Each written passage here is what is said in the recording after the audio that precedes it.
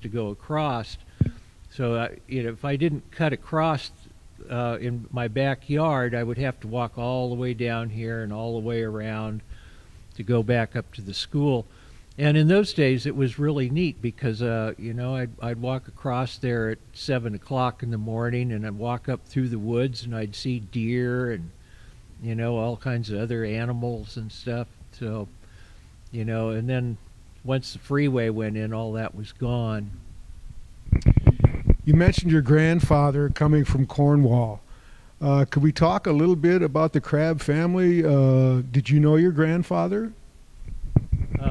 There isn't much to tell because my grandfather died in 1921 when my father was 3 years old.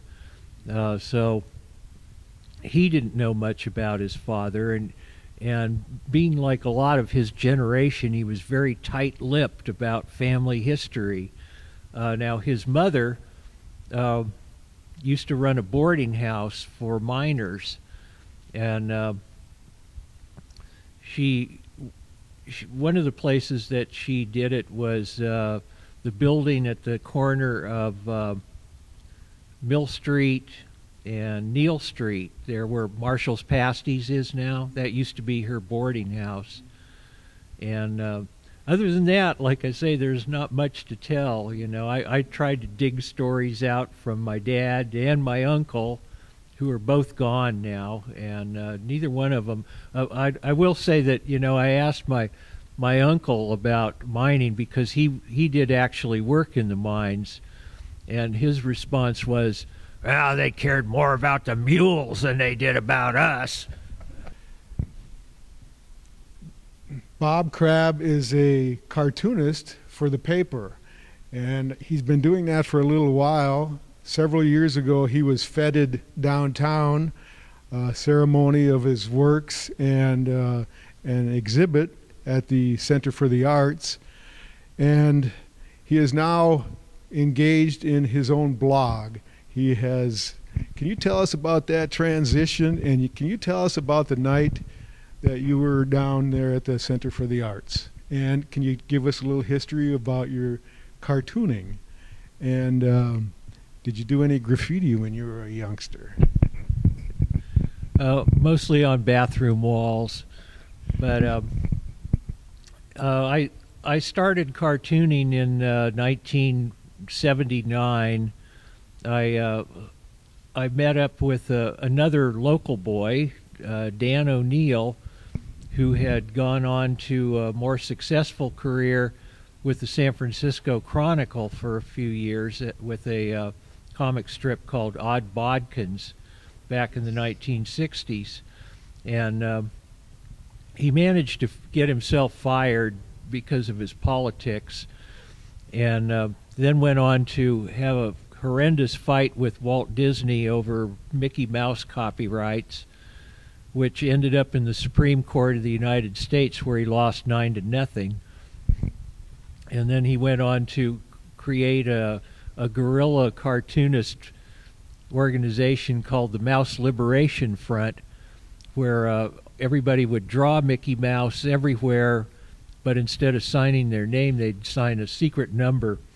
And it so drove Disney crazy that they said, "Look, we'll drop this case if you'll just leave us alone." And so they came to an understanding. So Dan moved back to Nevada City, and I met him, and he kind of shepherded me through the process of how one puts together a cartoon, and then he became the editor of the Nevada City Independent in 1980, and I was hired on as the gunslinger cartoonist, to taking on the powers that be at the time, and so I learned how to do that. In fact, my first cartoon ran on the day that Ronald Reagan was elected president, and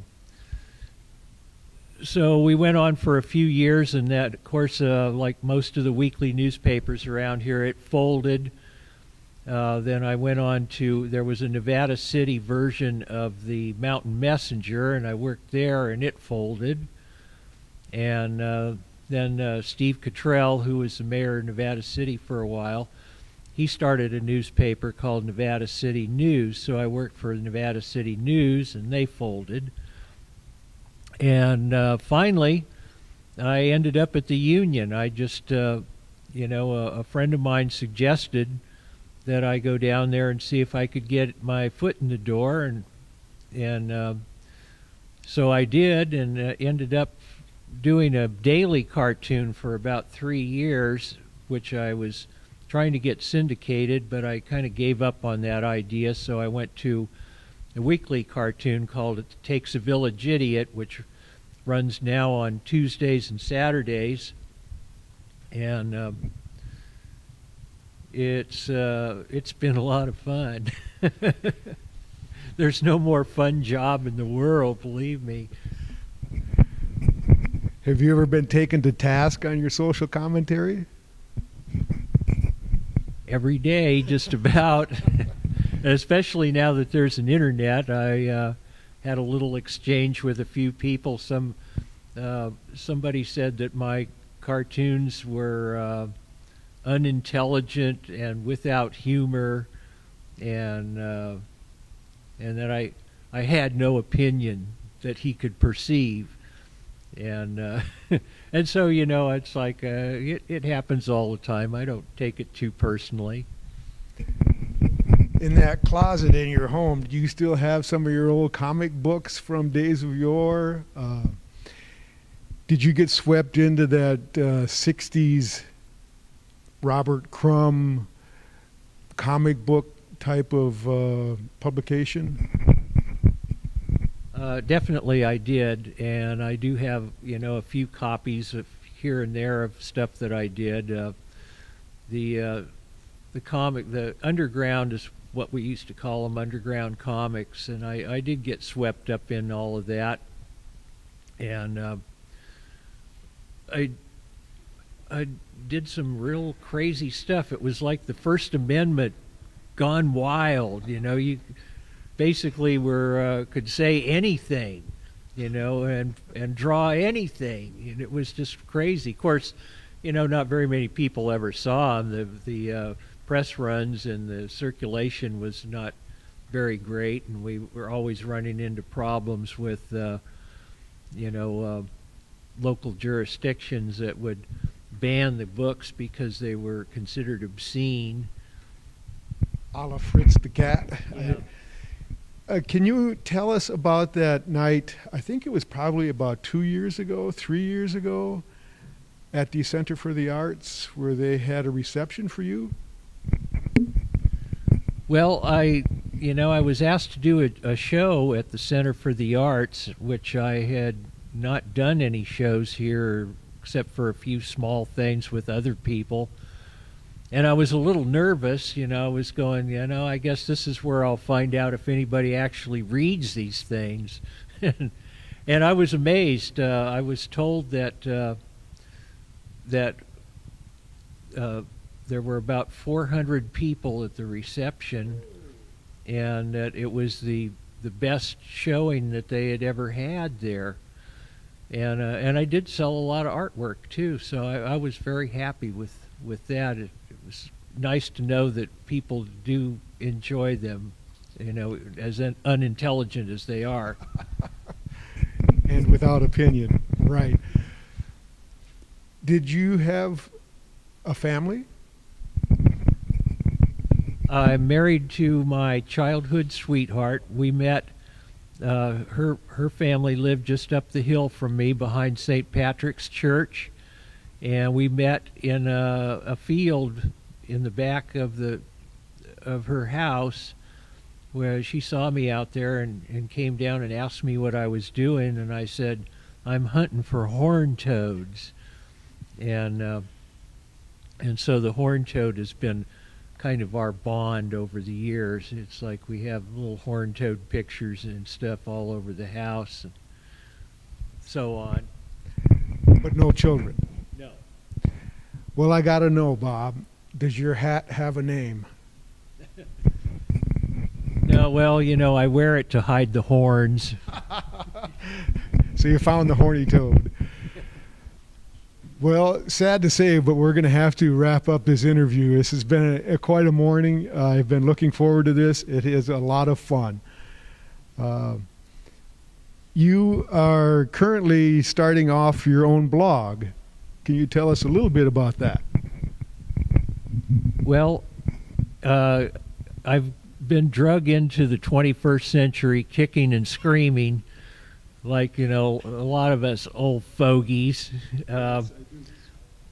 I've kind of put it off for years, but I'm starting to see the writing on the wall, or in the union's case, the paywall, that at some point, the internet's going to take over most of the media in the world, and so I'm trying to acquaint myself with the procedures of running my own site with my cartoons and commentary on local, national, kind of a journal like what we're doing here, telling stories about growing up in Nevada County, and whatever comes to mind. It's free and open, so I can do anything I want, which is scary.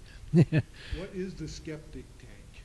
The Skeptic Tank, well, it started out as an outhouse with,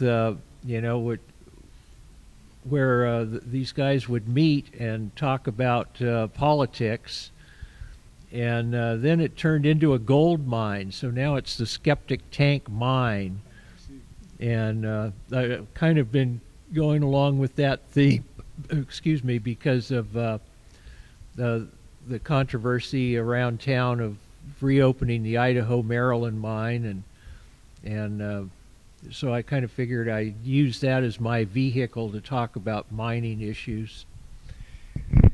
In the beginning of this conversation, we talked about young kids coming down here and getting this enormous 30-foot in diameter Pelton wheel in motion. They get it going fast enough to where they could hang on to it and go for a couple of revolution ride. And there was some injury involved, as youth is prone to experience.